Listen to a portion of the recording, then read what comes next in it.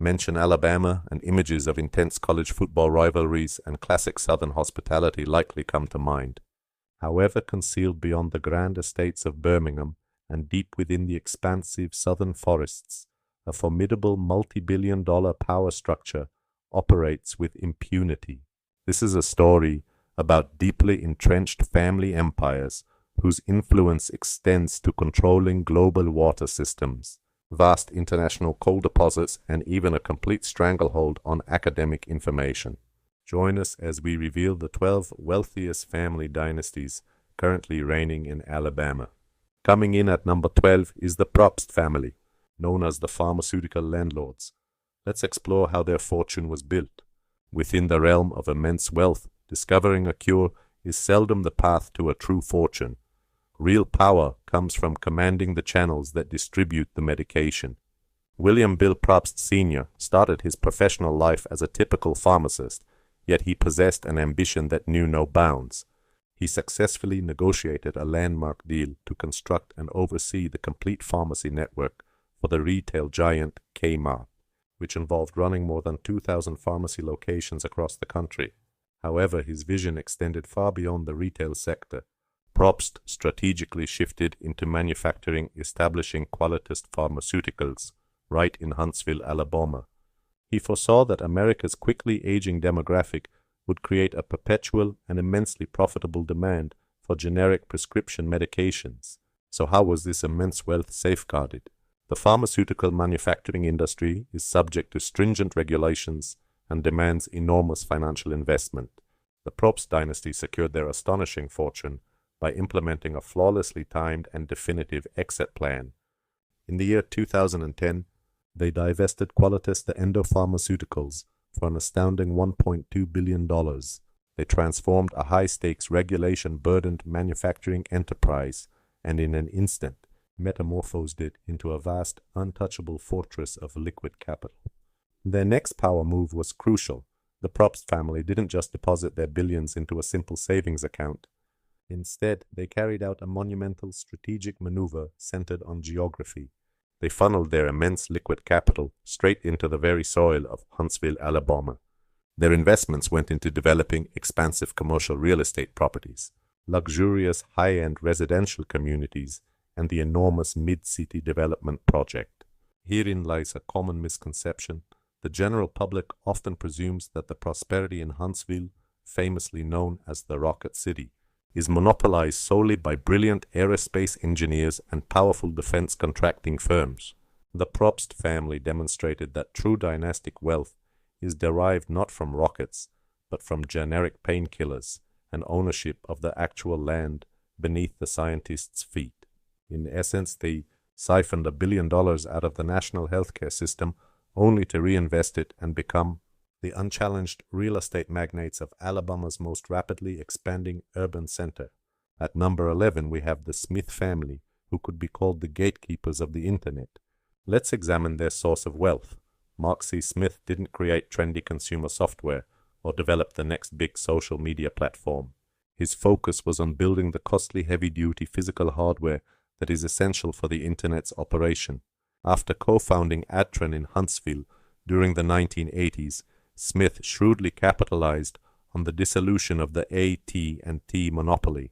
He astutely identified that smaller regional telecom carriers were in urgent need of the highly specialized equipment necessary for routing high-speed digital network traffic. This is where Adtran entered the market, supplying the extraordinarily complex fiber optic access and backhaul hardware that contemporary communications providers depend upon. And how was this fortune secured? The Smith family fortified their wealth by deeply embedding their company within the enterprise and carrier sectors of the market. Unlike consumer electronics, which are notoriously faddish and unstable, carrier-grade telecommunications equipment demands substantial multi-year agreements and unimpeachable reliability. Once a major telecommunications provider integrates Adtran's hardware into its network model, once integrated into their cellular towers and routing hubs, the expense of changing providers becomes prohibitively steep. This dynamic establishes an incredibly stable and adhesive revenue source that reliably pulls in hundreds of millions of dollars. and that was the strategic master stroke. Mark Smith leveraged his enormous telecommunications fortune to deliberately shape Huntsville's intellectual and civic landscape. He funneled massive investments back into the community, bankrolling significant expansions within the local technology ecosystem, which guaranteed Adtran first dibs on the most elite engineering talent emerging from the region's universities and defense initiatives. What many people fail to grasp is the notion that tech billionaires are exclusively forged in Silicon Valley. Yet software is rendered completely ineffective without the physical subterranean network required to transmit the data. The Smith dynasty proved that the greatest technological fortune isn't made by building the digital car. It is discovered in the act of paving the digital highway. In the South, they command the unseen toll booths of the Internet. Number 10, we have the Bruno family, the gladiators of groceries. Here is how their fortune was built. During the severe economic turmoil of the Great Depression in 1932, Joe Bruno invested the entire savings of his Italian immigrant family to open a modest 800-square-foot corner market in Birmingham, Alabama. He and his siblings labored tirelessly, eventually growing that single humble shop into the powerhouse of Bruno supermarkets. They constructed a true retail behemoth that commanded the southern grocery landscape for many decades, growing to encompass hundreds of stores operating under multiple brand banners. So how was this empire protected? The Bruno clan safeguarded their astounding regional dominance by boldly taking the company public during the 1970s, injecting the operation with the huge amount of capital necessary to mercilessly swallow up smaller competitors. They engineered a remarkably efficient, vertically integrated logistics operation that gave them the power to underprice independent store owners and erect a defensive wall around their customer base. The definitive power play, the single most brilliant move of the Bruno dynasty, was undoubtedly their exit strategy. During the 1990s, having recognized the terrifying, imminent danger from Walmart's aggressive push into the grocery business, the Bruno family organized the sale of their colossal empire to the formidable private equity titans at K.K. Kohlberg Kravis Roberts for more than $1 billion. Here's the common misunderstanding. The public remembers the Brunos as affable, smiling neighborhood market owners who sponsored the local youth sports teams. The reality is that they were exceptionally shrewd apex retail strategists. They interpreted the shifting macroeconomic currents with perfect accuracy. By converting their equity to cash at the absolute zenith of regional supermarket valuations, they locked down immense generational wealth just before the impending retail apocalypse completely decimated their industry. They effectively abandoned ship just as the hurricane was beginning to form. At number 9, we find the Gori family, the concrete conquerors. So what is the origin of their wealth? You simply cannot analyze the modern economic boom of the American South without recognizing the family who literally poured its foundations. In 1964, Miller Gori assumed control of a small and faltering local construction company in Birmingham. Driven by sheer operational genius, he transformed it into Brassfield and Gori, a genuine mega contractor that now earns more than $5 billion in yearly revenue. Their monumental construction projects came to define the skylines across the southern states for decades. Their annual income today surpasses the $5 billion threshold, showcasing their market dominance. They stand as the foremost constructors of the contemporary Sunbelt. So how is their legacy safeguarded? It's well known that the construction sector is incredibly volatile, often leading to catastrophic collapses during any significant economic downturn. To safeguard their empire, the Gori family made a decisive move. They completely turned their backs on the residential housing market.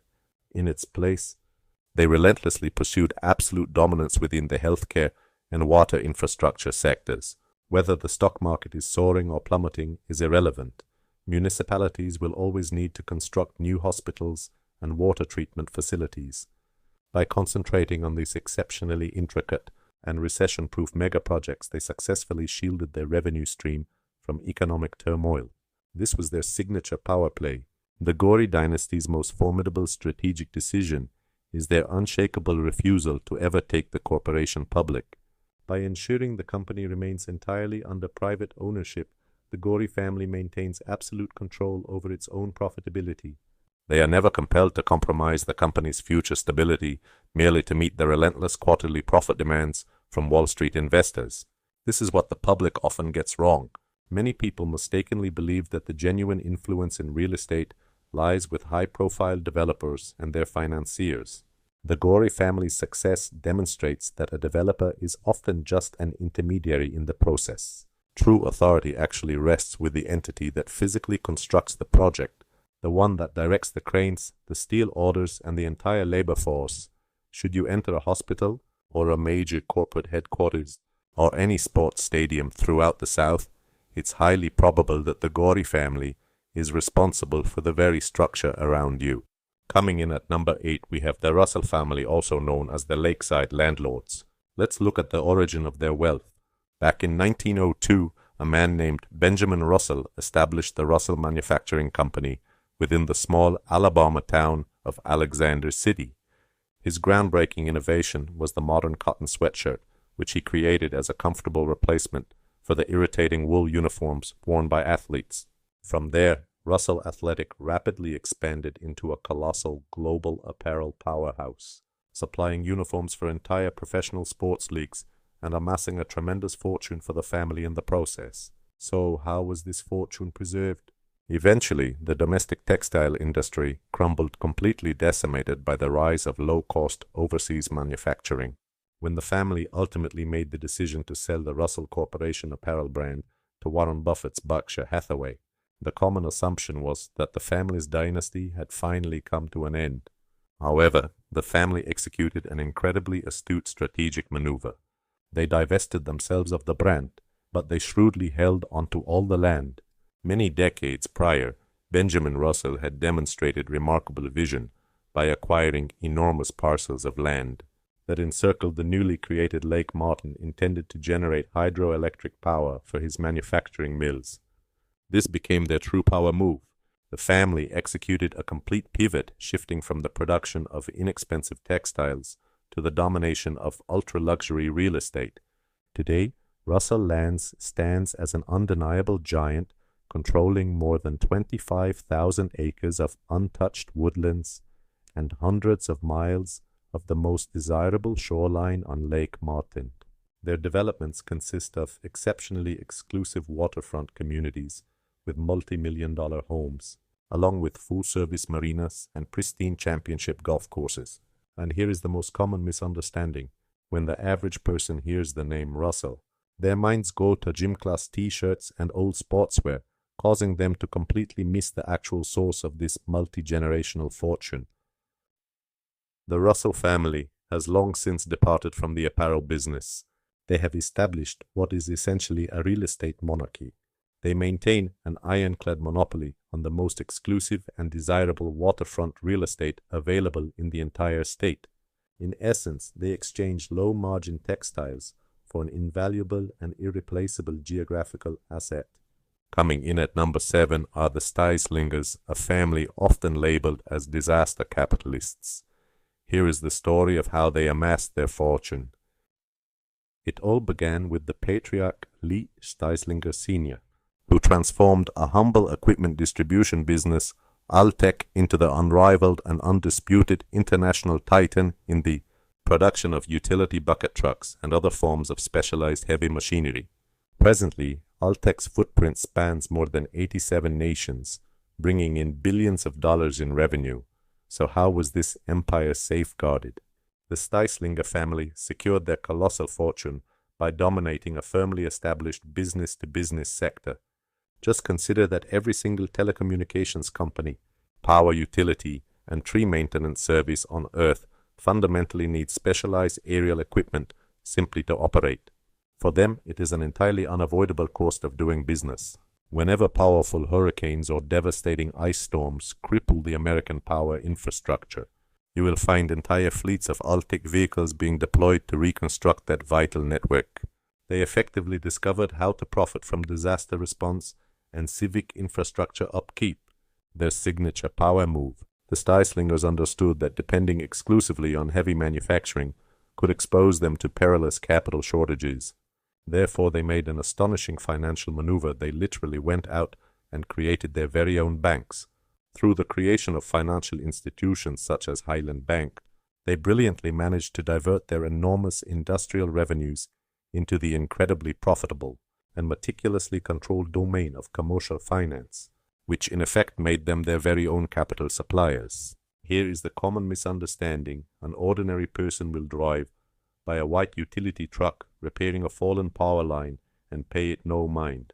However, the Star-Slinger family perceived something different in that unremarkable, overlooked service vehicle and converted it into a global multi-billion-dollar powerhouse. They demonstrated that you don't need to manufacture glamorous sports cars to accumulate extraordinary wealth. You simply have to create the exceptionally specialized machinery that ensures the lights stay on for the whole of civilization. Number 6 brings us to the McWayne family, also known as the Lords of the Underground. This is how their fortune was built. The year was 1921, when J.R. McWayne launched McWayne Incorporated from Birmingham, forging an entire empire constructed from pure unyielding iron. The enterprise expanded to become one of the premier global producers of cast iron pipes, valves, hydrants, and other critical water infrastructure components across the globe. They are not in the business of making consumer gadgets. They forge the very subterranean arteries that constitute America's municipal water systems. The intricate blast furnaces and complex logistics create an insurmountable barrier for any would-be competitors. The McWayne dynasty safeguarded its dominion through an aggressive and often merciless strategy of consolidation, acquiring their competition and forging a virtual monopoly over the heavy iron framework essential for building our modern cities. Their defining power move, the supreme power play of the McWayne dynasty, is its unwavering and absolute dedication to maintaining extreme privacy. Overseeing a colossal, heavily polluting industrial conglomerate naturally attracts intense governmental oversight and attacks from the media. The family counters this pressure by staying completely removed from the public spotlight, adamantly keeping the company private while preserving a quiet but firm command over their worldwide operations. Now this is what most people fail to grasp. The technology billionaires of Silicon Valley boastfully assert that their software is what powers the modern world. Yet the McWayne family's existence proves this is a complete fantasy. If a social media platform goes down, society carries on. However, without the essential heavy iron pipes that are produced by the McWayne family, imagine the global water supply simply vanishes, causing modern civilization to completely disintegrate in just 48 hours. They aren't in the business of convenience. They are in the business of fundamental biological survival. Ranking at number 5, we have the Blount family, who could be considered the architects of the cosmos. Let's examine how their fortune was accumulated. Winton Blount was a genuine visionary who elevated Blount International to become the largest and most imposing construction firm in the United States. He was a man utterly captivated by the concept of absolute scale. His firm didn't just erect standard office parks. They were responsible for constructing the Louisiana Superdome. And almost unbelievably, they were the ones who built Launchpad 39A at the Kennedy Space Center. This was the precise physical platform that sent the Apollo missions on their journey to the moon. Now, how was this empire safeguarded? Blount correctly identified that huge fixed-bid government construction projects carried terrifying levels of financial exposure. A single mega project falling behind schedule had the potential to bankrupt the whole enterprise. He shielded his empire through an aggressive diversification into high-margin manufacturing sectors. He expertly orchestrated the acquisition of Omach Industries, thereby achieving absolute global command of the chainsaw chain and timber accessories market. This move ensured a steady and predictable flow of cash to counteract the volatile construction arm of the company. And here is the power move. Winton Blount wasn't merely chasing financial supremacy. He was pursuing absolute cultural and political immortality. He held the position of Postmaster General for the United States, allowing him to wield immense federal power. He subsequently used his extraordinary personal wealth to create the world-class Alabama Shakespeare Festival, funding its construction entirely out of pocket and then donating the facility to the state. Functioning on a magnitude that reshaped human history, they weren't just mixing concrete down in Alabama. They were in the most literal sense engineering, the actual launch pads that catapulted humanity into the great expanse of the cosmos. This family forged a domain that spanned from the timber forests of the Pacific Northwest clear to the surface of the moon. Number 4. Introducing the Rane family and its billionaire lumberjack. Let's explore the origins of this fortune. Jimmy Rane, more famously recognized as the Yellow Fella, stands as the only officially Forbes-certified billionaire who presently resides in Alabama with a commanding net worth of $1.5 billion. He established Great Southern Wood Preserving after taking control of a minuscule failing backyard facility. Through pure competitive drive and an exceptional operational mind, he grew it into the planet's largest manufacturer of pressure-treated pine, seizing control over the essential raw materials needed to build the countless decks, fences, and homes across America. So, how was this wealth-protected lumber? Is by its very nature a generic and unexciting commodity. Rane protected his fortune by staging a veritable masterclass in psychological marketing. He affixed a vibrant yellow tag onto his lumber and then invested tens of millions of dollars in a series of quirky cinematic television advertisements. He managed to successfully brand a simple raw material, compelling massive retail chains like Home Depot to carry yellowwood because customers were specifically asking for it by its brand name. Now, for the power move, Jimmy Rane's influence stretches far beyond any lumberyard. He effectively holds the state in a firm political and academic chokehold. He sits on the board of trustees for Auburn University and is the essential financial backbone for their huge athletic programs. Beyond that, he is counted among the most generous donors to political campaigns across the state, which works to ensure that his various corporate interests are always staunchly protected by the state's legislative branch. Here's a common misconception, because people see him playing an affable, light-hearted cowboy in his TV ads. The public believes Jimmy Rane is just some down-to-earth, lucky entrepreneur. This assumption is a profoundly dangerous mistake. In reality, he is a merciless, exceptionally brilliant corporate strategist who took a failed facility and methodically cornered an entire segment of the American construction supply industry. The cowboy image is simply an incredibly profitable facade. At number 3, we have the Drummond family. They are the global energy titan. It was the son, Gary Neal Drummond, who engineered the transformation of a rugged, regional mining business into an undeniable international energy behemoth. He successfully locked down enormous, exceptionally profitable contracts with Japanese steel manufacturers, which launched the Drummond Company onto the world stage. This is how they shielded their fortune. As the domestic coal industry in America faced complete annihilation from environmental policies and the dominance of natural gas, the Drummonds protected their billions with a bold strategy of bypassing the United States market entirely.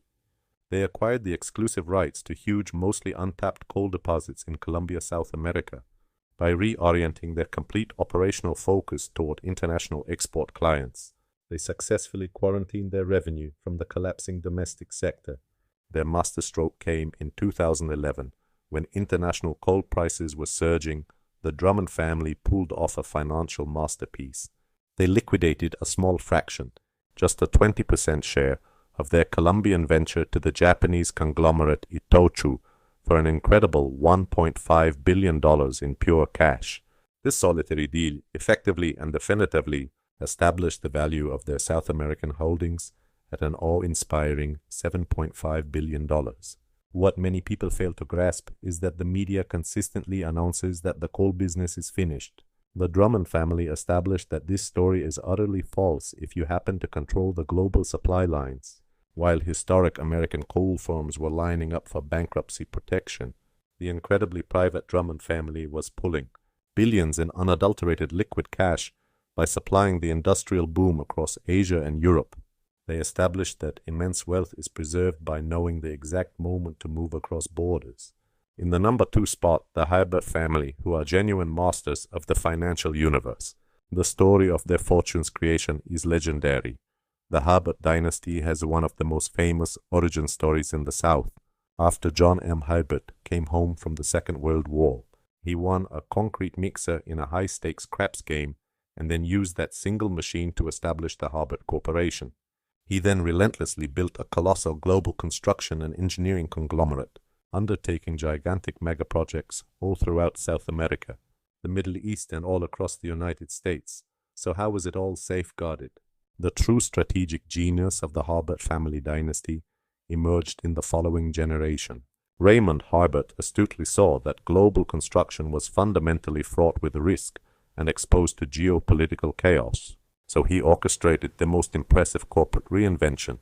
He separated the financial holdings from the main business to create the Harbert Management Corporation, completely changing the family enterprise from one that poured concrete to one that oversaw alternative assets, private equity, and European real estate.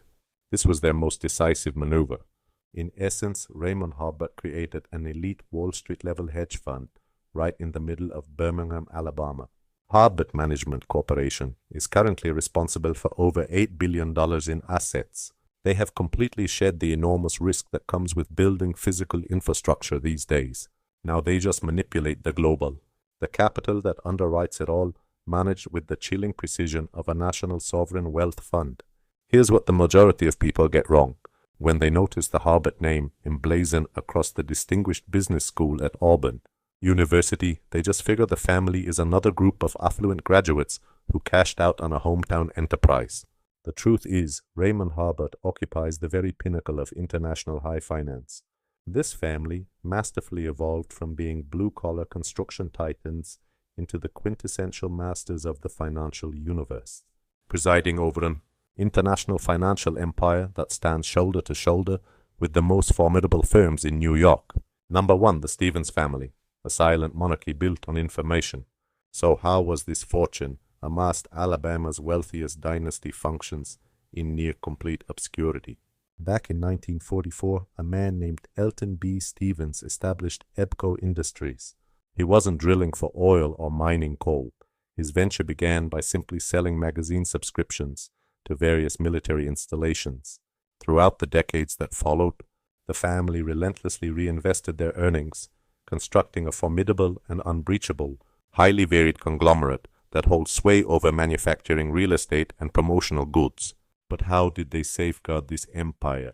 The formidable heart of the EBCO empire and the wellspring of their multi-billion-dollar fortune lies in their absolute control over information.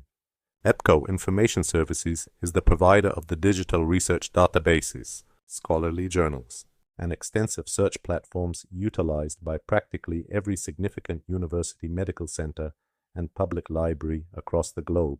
It represents an unavoidable and heavily fortified subscription model. The world of academia simply cannot operate without remitting its yearly tribute to the Stevens family and their ultimate power play. The Stevens dynasty's most significant move is their unwavering and absolute commitment to privacy. They have entirely avoided the public stock market. By staying a 100% privately owned corporation, this family, with a net worth conservatively valued somewhere between $4 billion and $6 billion, functions with absolutely no pressure from public debt. They are never required to disclose their staggering profit margins to inquisitive Wall Street analysts. This family possesses one of the most substantial privately owned conglomerates within the United States. They maintain an ironclad monopoly over the flow of data to universities worldwide, acting as the quiet guardians of all human research. They have no desire for public recognition or sensational headlines. They stand as the undeniable and untouchable royal dynasty of Alabama's immense fortune. Alabama is far more than a simple Southern cliché. It functions as a privately held stronghold for the exceedingly rich. From the discreet lumber barons to the international coal tycoons, these powerful dynasties effectively control the very infrastructure that underpins your everyday existence. Which of these southern dynasties wields the most ultimate authority? Is it the iron pipe barons or the kings of private equity? Share your thoughts in the comments below. If you're eager to discover who truly pulls the strings on a global scale, be sure to like and subscribe to Global Status. We follow the trail of money so that you don't have to.